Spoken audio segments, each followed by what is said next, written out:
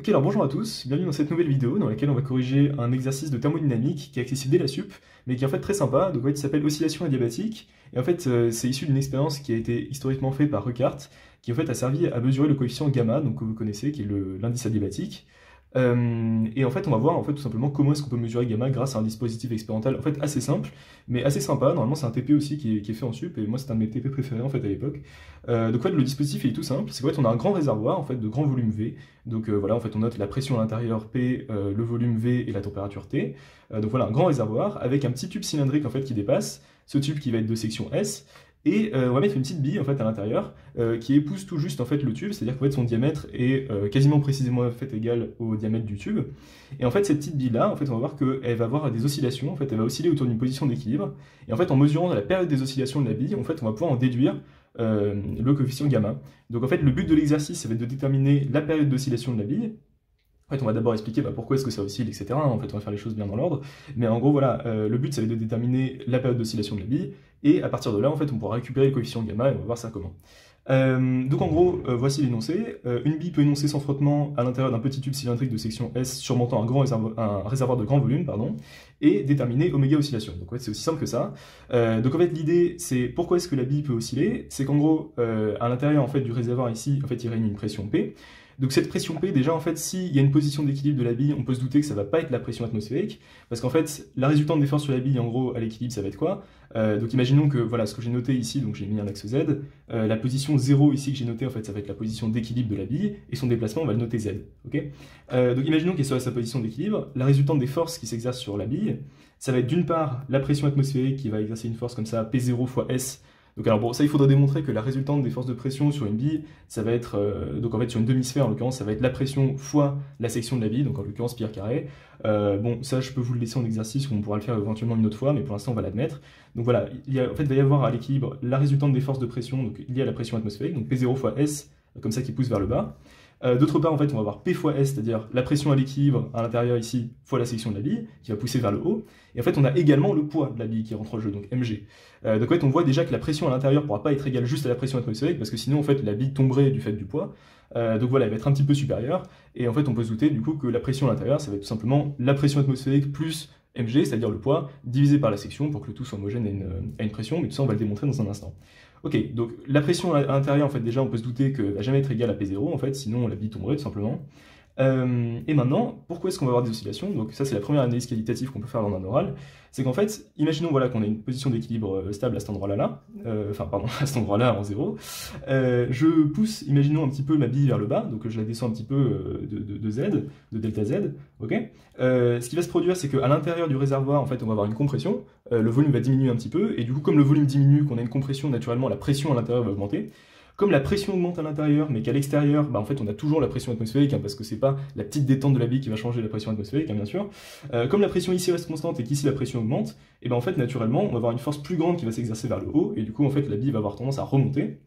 Il va y avoir un petit dépassement, et maintenant que la bille a dépassé et qu'elle est en gros à peu près à la position dessinée sur le schéma, c'est-à-dire qu'elle est passée au-dessus de sa position d'équilibre, ce qui se passe, c'est le phénomène inverse, c'est qu'en fait, ici, on va avoir une détente par rapport à la pression à l'équilibre.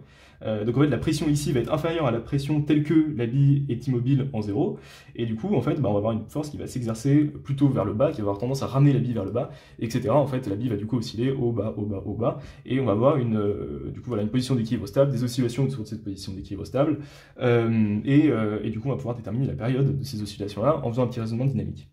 Ok, donc on va commencer. Donc la première chose qu'on peut écrire, c'est trouver la pression à l'intérieur du truc, à l'intérieur du réservoir, telle que ma bille soit à l'équilibre en 0.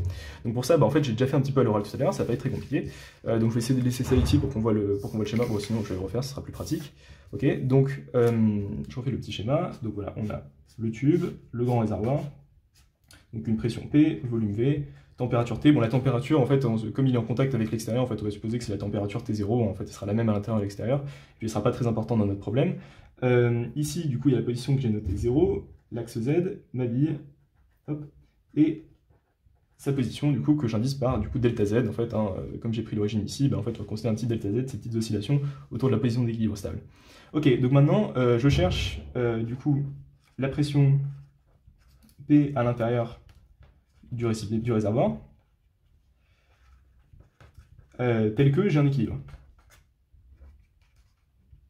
Bah, pour ça, en fait, il suffit de faire un petit raisonnement statique. Donc, en fait, j'applique, bon, pour dire des grands mots, le principe fondamental de la statique, mais en gros, c'est juste, je dis qu'en fait, ma bille est immobile, donc en fait, je vais avoir 0, qui vaut du coup la résultante des forces qui s'exercent sur la bille, c'est-à-dire moins P0 fois S, c'est-à-dire la force qui tend vers qui m'amène vers le bas, là, moins mg, le poids, parce que ma bille est de masse m, enfin je ne l'ai pas noté depuis le début, mais voilà, ma bille est de masse m, et du coup, la force de pression qui s'exerce vers le haut, du coup, plus Pec, donc je vais la noter Pec, la pression telle que j'ai équilibre de ma bille en 0, plus Pec fois S, ok? Et du coup, bah là, c'est tout facile, je résous ces petites équations, j'obtiens Pec qui vaut P0 plus mg sur S. Donc on a bien une pression qui est légèrement plus grande que P0. La dépendance aux paramètres mg et S, elle est assez logique, hein, voilà, si j'ai une grande masse de la bille, bah, alors du coup, il faudra une plus grande pression à l'intérieur pour pouvoir la maintenir, etc. Voilà, tout ça, c'est assez logique. Donc j'obtiens la pression à l'équilibre. Ok, ça c'est la première étape. Et du coup, maintenant, bah, en fait, on va faire le petit raisonnement en dynamique pour obtenir bah, l'équation différentielle vérifiée par ma bille et en déduire la période des oscillations. Ok, donc bah, c'est parti. Et en fait, même avant ça, on pourrait faire un autre truc, un truc un peu rigolo. Donc ça, c'est vraiment un bonus, hein. Honnêtement, c'est pas quelque chose qui est attendu à un oral, mais ça peut être très bienvenu de vouloir faire ça.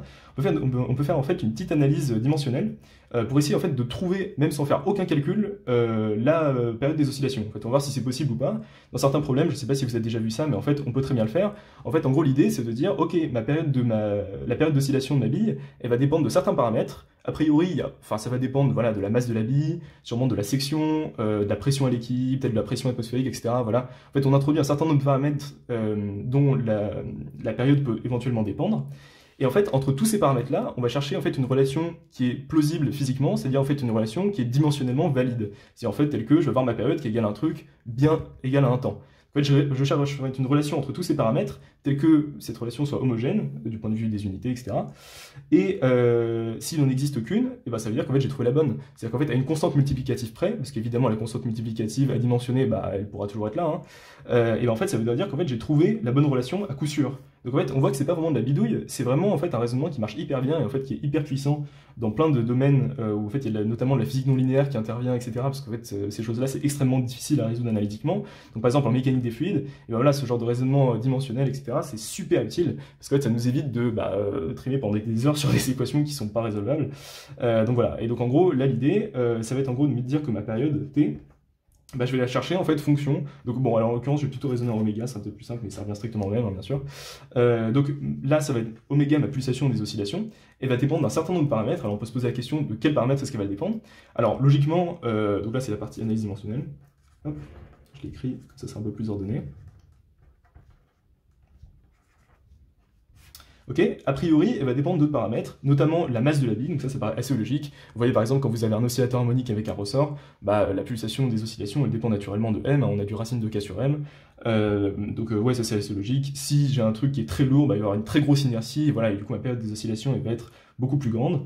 Donc voilà, ça dépend de la masse de la bille sûrement. Ça doit également dépendre de la pression justement à l'équilibre, c'est-à-dire que imaginons que j'ai une très grande pression à l'équilibre, en fait on va avoir un système qui est beaucoup plus rigide. En fait on imagine que si ma bille elle descend un petit peu, bah, elle va être remontée vers le haut beaucoup plus violemment. Donc voilà, donc en fait on se doute que ça va dépendre également de la pression à l'équilibre, c'est-à-dire la pression à l'intérieur de mon réservoir quand ma bille est immobile. Okay, ça peut également dépendre de la section, parce que imaginons que j'augmente la section de mon tube, et ben en fait à ce moment-là la résultante des forces de pression va être plus grande, donc encore une fois système plus rigide, etc. En fait les forces vont être plus grandes, donc on a tendance à penser qu'on va avoir une fréquence d'oscillation qui va être plus importante, donc ça va sûrement dépendre de S, la section, et de la même manière ça peut également dépendre de V, c'est-à-dire le volume à l'intérieur de mon réservoir. Exactement pour les mêmes raisons, en fait c'est juste que si j'ai un grand volume, en fait quand ma bille va descendre et va comprimer un petit peu mon volume, relativement la compression sera moindre, parce que j'ai un énorme volume et je la comprime un tout petit peu, et du coup en fait on peut se douter que bah, ça va avoir une influence sur la période des oscillations, c'est-à-dire notamment qu'en fait ça va réduire la fréquence, on va avoir un truc qui oscille plus lentement en gros, parce que bah, c'est un truc qui est moins violent. Imaginons qu'on avait un tout petit volume, bah, en fait on la comprime relativement très fortement, donc ça a tendance à tout de suite nous ramener vers le haut. Ok, donc ça dépend sûrement de V0, également le volume à l'intérieur.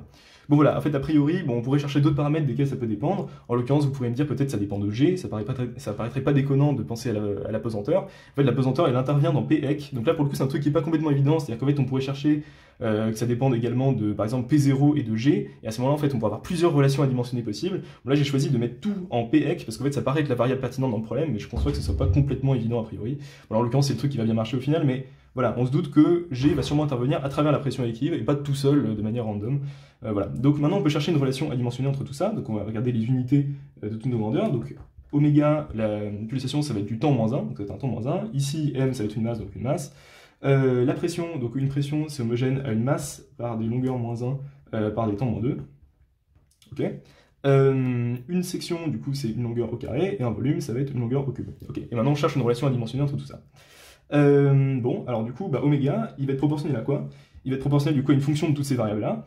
Et a priori, si ça c'est homogène à un temps moins 1, et ben en fait il va falloir qu'on ait du racine de px dedans, parce que bah, en fait, c'est le seul truc qui contient un temps, donc voilà, bah, on va prendre du racine de px. Donc déjà, en fait, on sait que c'est proportionnel du racine de px. Bon, racine de px, lui, il est homogène à une masse puissance 1,5 fois une longueur puissance moins 1,5. Pour compenser la masse puissance 1,5, en fait, on n'a qu'un seul paramètre possible, c'est m, parce que c'est le seul qui est homogène à une masse dans l'histoire. Du coup, on sait que ça va être homogène à racine de px fois 1 sur racine de m. Donc ça, c'est tout juste pour que ça compense la masse. Ok, du coup, ça, maintenant, ça dégage. En fait, on a un total qui va être homogène juste à une longueur puissance moins 1,5. Et là, c'est là qu'on a un petit problème, c'est qu'en fait, avec S et V, en fait, on a deux manières différentes de faire une longueur puissance moins 1,5. Enfin, en l'occurrence, pour que ça compense, il faudrait faire une longueur puissance 1,5. Hein. Et en fait, les deux manières, c'est de multiplier soit par en gros, donc là je vais créer les deux possibilités, soit multiplié par racine de V0 sur S, donc vous voyez que V0 sur S va être homogène à une longueur, du coup ça c'est une longueur puissance 1,5, soit de multiplier par racine de V0 sur S carré, pardon, du coup ça va être l'inverse, c'est de multiplier par racine de S carré sur V0, donc S carré c'est homogène à une longueur puissance 4, et V0 une longueur puissance 3, donc bref, vous voyez que ça fait une longueur puissance 1,5. Ok, et du coup finalement j'ai deux possibilités, j'ai soit oméga qui va être proportionnel à du racine de Px fois V0 sur S fois M, soit oméga qui va être proportionnel à racine de Px fois S carré sur MV0. Ok, donc ça c'est mes deux possibilités. Vous voyez qu'en fait du point de vue de la physique, si je considère que oméga doit dépendre que de ces variables-là, en fait j'ai que ces deux relations-là qui sont possibles. Donc déjà ça limite grandement les possibilités, mais on n'a pas non plus un truc univoque, en fait on n'a pas dit ok oméga il sera forcément égal à ça. Bon maintenant en fait on peut raisonner un petit peu physiquement et se dire ok laquelle des deux paraît la plus pertinente. En fait on voit que si la section augmente, donc on pourrait s'attendre, parce que là en fait on voit un truc inversement proportionnel à la section, et ici qui est proportionnel à la section au carré. Donc en fait, la question c'est si ma section augmente, comment devrait réagir oméga? Bah, ce qu'on a dit avant, c'est que si la section augmente, les forces en jeu vont être plus importantes, et si les forces en jeu sont plus importantes, et ben en fait c'est logique que le système soit plus rigide, encore une fois, que les forces tendent à ramener plus violemment ma bille vers le haut quand je la descends. Et du coup, en fait, ça veut dire que la pulsation va augmenter. Donc en fait, si S augmente, il serait logique de voir oméga augmenter. Donc en fait, on voit que cette relation-là, du point de vue de la physique, et ben, en fait, elle n'est pas hyper pertinente. En fait, elle est pas hyper logique. Donc en fait, finalement, la relation qu'on va garder, et qui paraît logique, c'est celle-ci. C'est-à-dire qu'oméga c'est proportionnel à racine de Px fois S carré sur MV0. Bon, tout ça, c'est un petit raisonnement qualitatif. C'est pas du tout nécessaire de faire ça, mais je trouve que c'est souvent bienvenu à un oral de faire ce genre de petit raisonnement. Ça montre que, bah, en fait, voilà, on peut faire autre chose que juste être une mode de calcul. Et en fait, là, en l'occurrence, on va voir que c'est ça le bon résultat. Alors, un facteur près, comme je vous ai dit que le but c'était de trouver gamma, bah là, gamma il n'intervient pas, donc ce serait un peu con quand même comme exercice. Donc, ouais, en pratique, en fait, il y aura un facteur gamma en plus. Mais en fait, là, on voit quand même qu'on a déjà trouvé la dépendance de tous les paramètres et c'est assez puissant quand même comme raisonnement. Donc, voilà, maintenant, on va passer à la résolution analytique de cette histoire. Donc, en fait, on va écrire les équations différentielles et tout bazar. Donc, en gros, l'idée, ça va être la suivante, c'est que je refais mon petit schéma toujours. Hop. Donc ouais, n'oubliez pas, c'est toujours hyper important. Bon là, il est dégueulasse le schéma, mais c'est hyper important de toujours faire des petits schémas. Hein. Ça aide à visualiser les choses, etc. C'est toujours bien. Voilà, on a la petite bille, hop, la position d'équilibre 0, et le petit delta Z. Ok, bon là, le schéma est terrible, mais vous avez l'idée. Ok, donc maintenant, bah, en fait, tout simplement, on va appliquer le principe fondamental de la dynamique à la bille. Donc je considère un delta Z, c'est en fait des petites oscillations. Alors ça, c'est pour éviter des non-linéarités, etc. Hein. Vous savez, souvent quand on regarde les oscillations autour d'une position d'équilibre stable, l'idée ça va être de regarder des petites oscillations pour après faire un DL, tomber sur une parabole et puis tomber sur un oscillateur harmonique in fine. Donc voilà, c'est pour éviter des non-linéarités et de tomber dans des problèmes un peu plus compliqués. Donc voilà, on considère des petites oscillations delta Z, donc on applique le PFD. On obtient que la masse de la bille fois Z point point, donc delta Z point point, pardon, ça vaut du coup la résultante des forces. La résultante des forces, donc si je rentre mon axe Z comme ça va être moins mg, le poids, moins P0S, donc la pression atmosphérique qui me tape dessus par le haut, plus du coup, bah, là j'ai la pression qui me tape dessus par le bas, donc plus P fois S. Donc la pression à l'intérieur du réservoir qui est pour l'instant inconnue. C'est un peu ça la variable qui va rentrer en jeu. Comme j'ai des petites oscillations, il est logique que j'ai aussi des petites surpressions et petites dépressions. Donc en fait, on peut considérer que la pression à l'intérieur, elle va être égale à la pression à l'équilibre, plus un petit delta P. Donc ce que je veux dire par petit delta P, c'est tout simplement que delta P sur Pec est très petit devant 1. C'est comme ça qu'on le traduit en termes mathématiques. Donc voilà, en fait, on va considérer des petites oscillations, donc des petites variations de pression à l'intérieur. Bon, maintenant, le but, ça va être de calculer ce delta P là, parce qu'en fait, on voit que si on a ce delta P, comme on connaît Pec, en fait, on a P, et puis boum, on peut résoudre notre équation différentielle. Donc pour trouver delta P, en fait, l'idée, c'est qu'on connaît delta Z, ou du moins, en fait, on veut le réinjecter dans notre équation, donc on va le considérer comme étant donné. En fait, on a delta Z. Du coup, delta Z, il nous dit quoi? Il nous dit la variation de volume à l'intérieur de notre réservoir. Il nous dit de combien le volume va varier à chaque fois que je bouge. Ça va tout simplement être S fois delta Z, la variation de volume. Ok, du coup, maintenant, je sais de combien mon volume varie. Bah, maintenant, il faut que je connecte cette compression, cette variation de volume, à ma variation de pression. Ça, comment est-ce que je peux faire? Eh ben, je ne sais pas vous, mais quand on parle de variation de volume, variation de pression, on a un gaz parfait, etc., on peut penser à la loi de Laplace. Donc, la loi de Laplace, je rappelle, donc il y en a plusieurs, il y en a 3.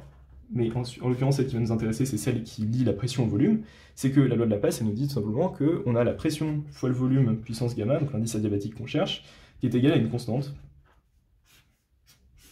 Dans le cas d'une certaine transformation, donc il y a certaines hypothèses là-dessus, les hypothèses pour les lois de Laplace, c'est les suivantes. Donc il faut qu'on ait un gaz parfait. Donc ça, c'est largement vérifié ici. En fait, on a de l'air.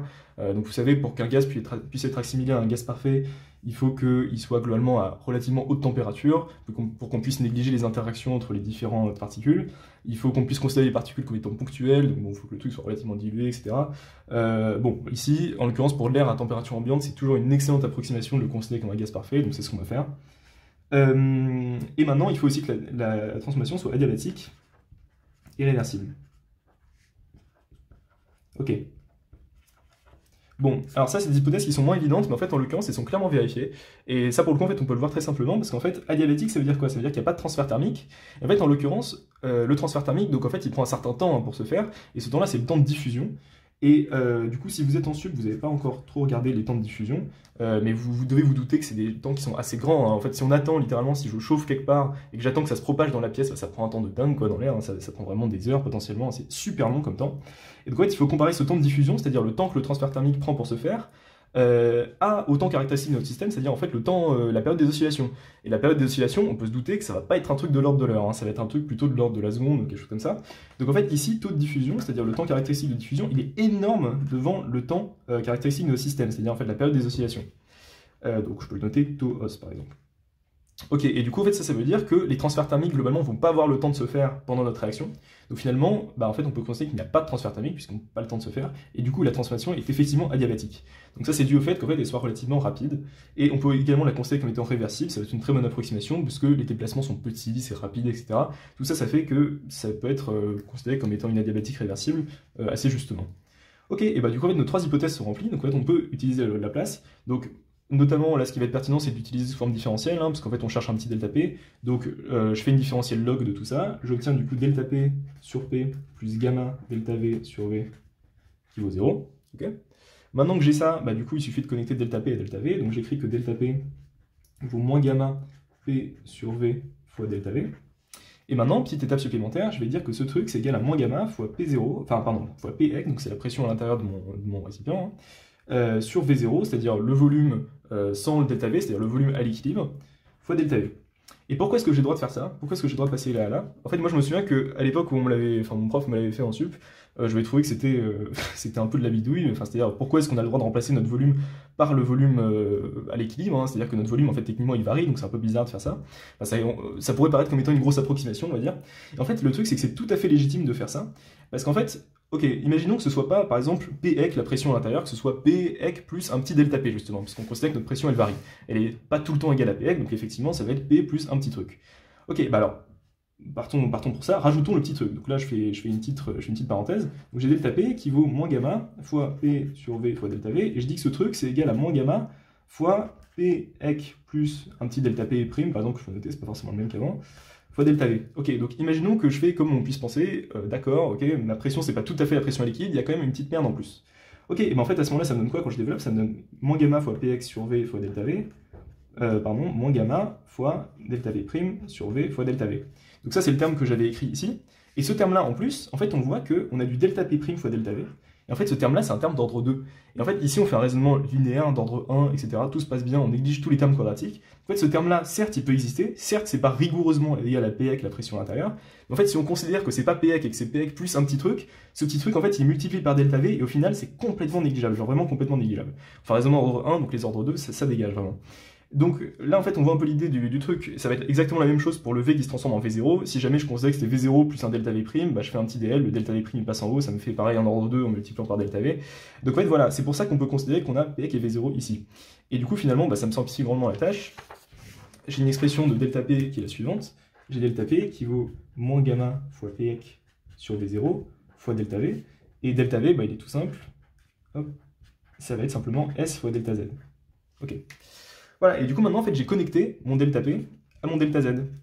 Et du coup bah, la résolution maintenant en fait elle est très facile. Je reporte dans mon équation différentielle de tout à l'heure. Du coup mon équation différentielle c'était m delta Z point égale moins mg moins p0s plus p fois s. Donc p fois s je peux l'écrire p plus delta P fois s.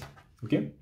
Donc P(s) et moins mg moins p0s, vu l'expression de P(, en fait ça va simplifier, donc ça c'est tous les termes statiques qui dégagent entre eux. Quand il me reste juste le delta P fois s, et mon delta P fois s, bah du coup je l'ai ici, moins gamma P s carré sur V0 fois delta Z. Voilà, du coup j'obtiens cette équation là. Je peux reporter le terme de l'autre côté, et du coup j'obtiens que delta Z point, donc je divise par m, plus gamma P s carré sur mv0 fois delta Z. Toutes ces choses-là, bah, c'est égal à 0. Et voilà, du coup, j'obtiens mon équation différentielle sur delta Z, qui est l'équation d'un oscillateur harmonique. Donc on est très content, on retrouve des oscillations autour d'une position d'équilibre stable. Donc exactement ce qu'on s'attendait à voir. Et un truc qui est encore plus rassurant et qui est assez cool, c'est que ici, donc ça, cette quantité-là, ça va être oméga carré, donc ça va être la pulsation au carré de mes oscillations. Et ben en fait, on voit que c'est précisément égal à ce que j'avais tout à l'heure. Vous vous souvenez, par analyse dimensionnelle, j'avais trouvé ce résultat-là, c'est-à-dire que oméga était proportionnel à la racine de P s carré sur mv0. Pareil, là j'ai racine de P S carré sur mv0 à un facteur racine de gamma près. Donc en fait, la vraie période des oscillations, c'est racine de gamma fois P S carré sur mv0. Donc là, voilà, on a répondu au problème. Et en fait, on voit que l'analyse dimensionnelle, c'est quand même hyper puissant, parce qu'en fait, on avait déjà deviné le résultat, un facteur gamma près, mais vous savez que gamma, pour un gaz diatomique, donc ce qui est le cas de l'air, et ben en fait, ça vaut 1,4, donc c'est un truc qui est ridicule. Hein. Donc en fait, là, on aurait pu déjà avoir une super estimation, sans faire aucun calcul, en faisant juste des analyses dimensionnelles. Alors, en l'occurrence, c'est facile de résoudre tout ça, donc en fait, bon, on peut le faire comme ça, et c'est très bien. Mais dans plein de problèmes, vous voyez la puissance des analyses dimensionnelles, ça peut être vraiment super pratique. Ok, et ben du coup voilà, maintenant en fait, globalement en fait on a répondu à la question, donc on a oméga oscillation, et maintenant bah, on peut faire une petite application numérique. Donc imaginons que je cherche à mesurer gamma, donc en TP, et ben je fais ça, je prends une bille d'une masse que je connais, la pesanteur je la connais, la section je la connais, V0 je le connais, enfin tout ça je les mesurerai à l'avance. Donc là je vais vous donner des valeurs qui sont pertinentes pour le problème, je les ai mis notées quelque part ici. Voilà, donc imaginons qu'on prenne l'application numérique pour trouver gamma. Imaginons qu'on prenne une section qui vale 2 fois 10-4 mètres carrés, donc c'est-à-dire en gros un truc de l'ordre d'un centimètre carré, quoi. Une masse de billes qui vaut 16,6 grammes, j'ai pris, donc voilà c'est une dizaine de grammes. Un volume de 10 litres, donc quand même un relativement gros réservoir. Et en fait à ce moment-là, en fait, on mesure taux, enfin ce que j'appelle taux O, c'est-à-dire en fait la période des oscillations, qui vaut 1,12 secondes. Okay. Donc en fait ça c'est ce qu'on mesure. Et ben maintenant, étant donné du coup cette formule-là, en fait on a que gamma, il est égal à 4 pi carré fois mv0 S carré P tau, hein, parce que tout simplement tau il est égal à 2pi sur oméga. Et du coup, bah, en fait, connaissant toutes ces valeurs-là, parce qu'on les a trouvées expérimentalement, bah, je peux trouver gamma, et on trouve que gamma il vaut à peu près 1,4, ce qui est très satisfaisant, puisque bah, voilà, c'est un gaz diatomique, et pour un gaz diatomique, on trouve gamma 1,4. Voilà, et du coup ça conclut l'exercice, j'espère que vous avez apprécié, et on se retrouve pour peut-être un prochain exercice dans quelques jours. Allez, à la prochaine!